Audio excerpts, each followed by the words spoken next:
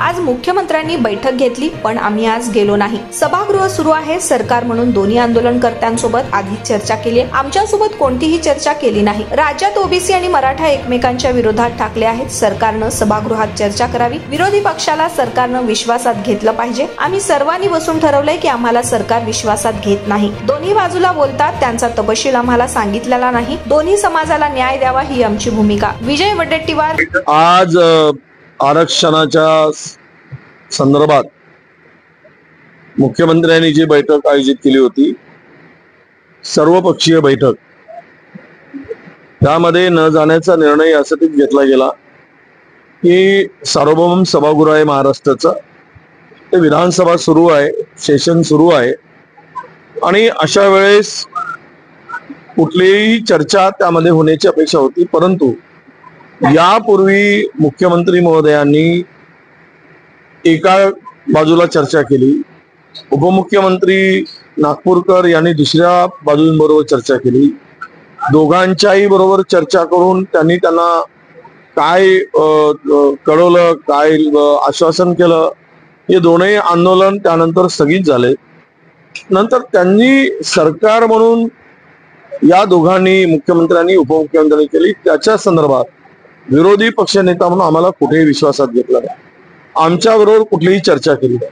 आजच्या बैठकीमध्ये सुद्धा या बैठकीच्या संदर्भात जे अजेंड्यावर विषय की एक प्रमुख नेत्यांच्या बरोबर विरोधी पक्षाच्या किंवा विरोधी पक्ष म्हणून पक्षनेता म्हणून ती चर्चा होणे अपेक्षित होते।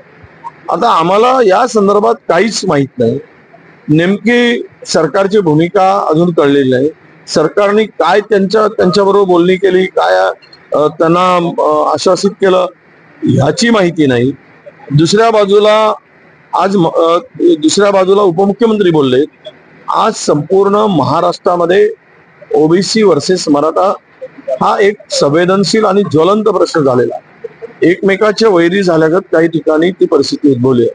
अशा स्थितीमध्ये सरकारने दोघांनाही काय कळवलं किंवा चर्चा केली याची ह्या संदर्भातली भूमिका जर सभागृहामध्ये चर्चेला आणली असती आणि दोन्ही समाजाला न्याय देण्याची त्यांची काय भूमिका होती आणि त्यांनी आंदोलनाच्या वेळेस ज्या बैठका घेतल्यात त्या बैठकामध्ये दोघांनी बैठका घेतल्यात, मुख्यमंत्री आणि उपमुख्यमंत्री गृह, तर त्या बैठकीच्या संदर्भात जरी चर्चा झाली असती तरी तिकडे एवढ्या मोठ्या सगळे महाराष्ट्रातून लोकांना बोलवलं, सर्वपक्षीय म्हणून सांगितलं, परंतु विरोधी पक्षांना मात्र विश्वासात न घेता किमान ह्या बैठकीची आगाऊ सूचना तरी द्यायला पाहिजे की उद्या ही बैठक आहे, काही एक प्रमुख राज्यातील प्रमुख नेत्यांना वेगळे 8-10 लोकांना घेऊन बसून चर्चा करण्याची अपेक्षा होती।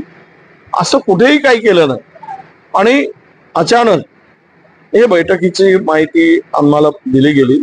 आमचं एवढंच मत होतं की सरकारने आश्वासन काय दिलं असेल त्या आश्वासनाची पूर्तता करावी आणि त्या समाजाला, मराठा समाज असेल, ओबीसी समाज असेल, या दोनही समाजाचं समाधान होईल अशा प्रकारचा तोडगा करावा आणि निर्णय घ्यावा अशी आमची भूमिका आहे। आम्ही त्यांच्या पाठीमागे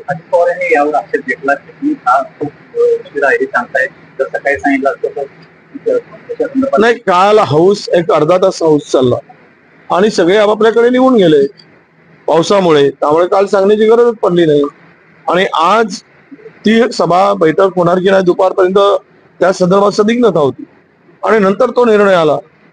त्यामुळे आम्ही सगळ्यांनी बसून आम्हाला विश्वासात घेऊन कुठली चर्चा आतापर्यंत केली, कुठल्याही चर्चेमध्ये विरोधी पक्षनेता म्हणून आम्हाला सहभागी करून घेतलं गरज नव्हती त्यावेळेस की आम्हाला प्रत्येक याच्यामध्ये चर्चा करत असताना शासन म्हणून की सर्वांना विश्वासात घेणं अपेक्षित होतं आणि ही जे काही वातावरण निर्मिती झाली, सत्ताधारी पक्षातील 2 नेते 2 बाजूशी बोलतायत, मग तुम्ही जे दोन बाजूने बोललात त्याचा तपशील तरी आमच्याबरोबर किंवा त्याबरोबर झालेल्या चर्चा झाल्यानंतर तरी आमच्याबरोबर कुठेतरी चर्चा करण्याची आवश्यकता होती, पण ती सुद्धा झाली नाही, तर हे चुकीचं आहे।